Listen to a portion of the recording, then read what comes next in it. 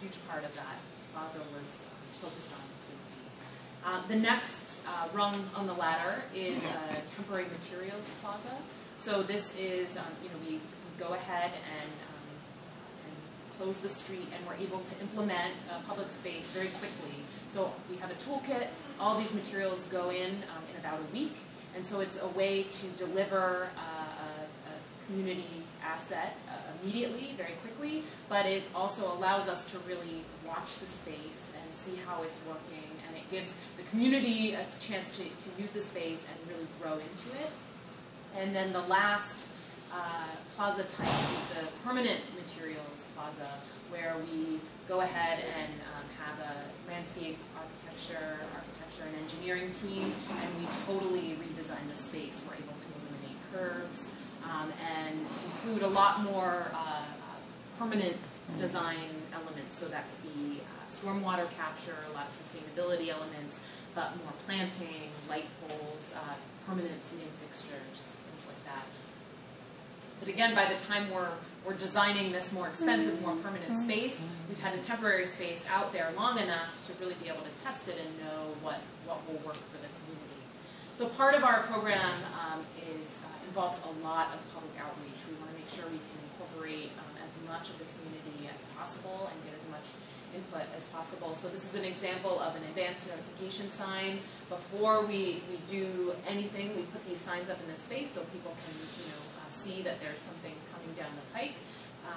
We have a phone number that people can call. We also have a Facebook page that constantly we update with where we are in the process, but we also link to other DOT plazas so people can see other examples. They can go and visit other sites.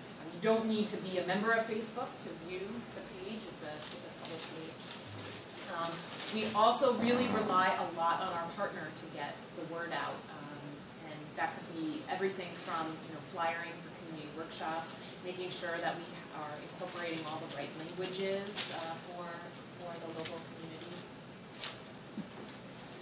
And then we hold a series of public workshops where we really gather all information, both the positive, what people would like to see there, but also all of the issues and concerns that people face. And we really like to get it all out on the table. And oftentimes through these workshops and through drawing and figuring stuff out, we also find other pieces of the neighborhood that DOT might be able to help solve issues in, whether it be bike lane, street signage, things like that. So we like to think about this as an opportunity to really think about the neighborhood as a whole. And then as David mentioned before, we do a lot of analysis internally to make sure that whatever public space we implement, we aren't going to negatively impact the overall traffic network. And we also work very closely with the fire department and emergency services to make sure that whatever plaza we install, not only that emergency services can still get to adjacent buildings, but that they're still able to access the larger network and that we're not going to impact response times. And again, as David said, the culmination, before we put any kind of plaza in the ground, we need community board support. So we, along with our partners, go and ask the community board to vote on the plaza proposal. And this is an example. This is in Jackson Heights, and the community board was incredibly supportive in this case, and they now hold their community board meetings outside in the plaza. Do you have any examples of successful bronze plazas? Yes. Okay. So we're currently under construction for the Clemente Plaza. Yeah, that's what For which one? For some reason. Roberto Clemente Plaza. So it's at the Bronx Hub. It's 149th Street, 3rd Avenue, and Willis Avenue.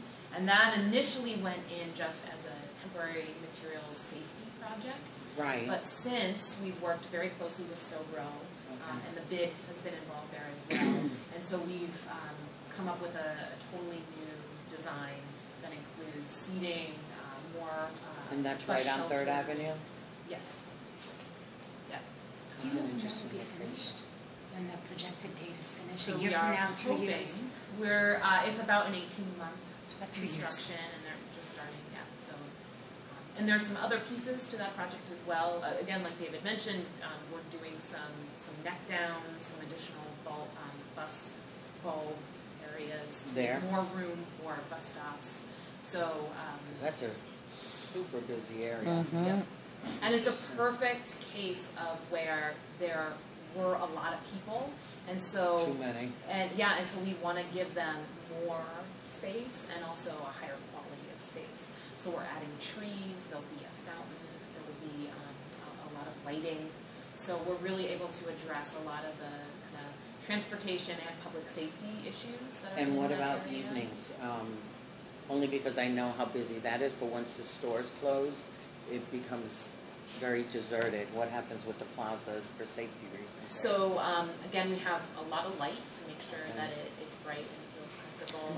Part of our designs, we don't like to make the spaces feel closed in, so we keep very clear visual lines so that the police can see. Okay. How about Wi-Fi? So that's something that is coming to a lot of our plazas, and it's something that the city is working on an initiative, but also a lot of our partners have gone in and added that as an amenity. If we get to the point where you get where you're awarded a capital plaza reconstruction, DOT and other city agencies, mainly the Department of Design and Construction, we will work to bring on a professional design and engineering team. Our partner is part of that entire process. We will also hire a construction agency to build the plaza, and then we will also be a kind of ongoing in an ongoing relationship with the partner to make sure that if Con Ed or DEP or someone has to come into this brand new plaza and dig something up for some reason, that the plaza can be fully restored to the specs that it was built at. Just what an estimate? What is an estimated cost of a plaza? What are you looking at money-wise? So it all depends on size and. Let's say like a small. And the complicated. So again, when the majority of our utilities are underneath the street, so a lot of the cost ends up getting into the kind of spaghetti network that's under. But all of our temporary materials plazas are under $100,000, and our permanent materials plazas can range from a small project is probably $2.5 million up to about 6 for a medium size plaza, so kind of in that realm. So the nonprofit partner that both recommends the site, part of applying is also the partner then agreeing to take on the maintenance responsibilities of the site. So we ask that the partner sign a legal maintenance agreement with DOT that requires everything from trash pickup, cleaning up tables and chairs, making sure that plants are watered and replaced and kept alive, locking up movable furniture at night, sweeping or shoveling paths through the snow, and that we also require that the group have insurance and indemnify the city. Okay, now when they do the plaza, is there a naming of the plaza? Yes, and how would the naming be? Would it be part of the organization that is going to maintain it? No, or so the naming of the plaza, it's a very kind of legally sensitive issue, but the name of the plaza is always derived from the street network. So typically, the street that the plaza is on is the name of the plaza. Okay. The duration of the maintenance agreement? So it is 5 to 10 years, and then there are renewing options.